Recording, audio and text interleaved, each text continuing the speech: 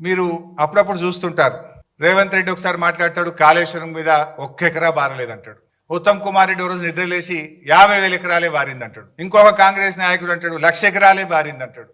ఇవాళ నోటికి మొక్కాలి, ఒక్కొక్క లీడర్ ఒక్క తీరుగా మాట్లాడతాడు. ఇది నేను చెప్తున్నది కాదు, source submission of irrigation engineers report to the newly formed Congress government. కొత్తగా రాష్ట్రంలో ఏర్పాటైన కాంగ్రెస్ ప్రభుత్వానికి వీళ్ళు కాళేశ్వరం రివ్యూకు పోతే ఇరిగేషన్ డిపార్ట్మెంట్ ఇచ్చిన ప్రజెంటేషన్ కాపీ, ఇది నా సొంత కవిత్వం కాదు, డిపార్ట్మెంటు కాంగ్రెస్ ప్రభుత్వానికి ఇచ్చిన ప్రజెంటేషన్. కాళేశ్వరం ద్వారా అప్పటికి 98,570 ఎకరాలు ఆయకట్టని, ఇది డైరెక్ట్ కాలువల ద్వారా. అదే విధంగా కాలువల ద్వారా నింపిన 456 చెరువులను నింపడం ద్వారా 40,000 ఎకరాల ఆయకట్టు. SRSP stage 1 stage 2 Nizam Sagar కు 1,67,000 ఎకరాల కొత్త ఆయకట్టు.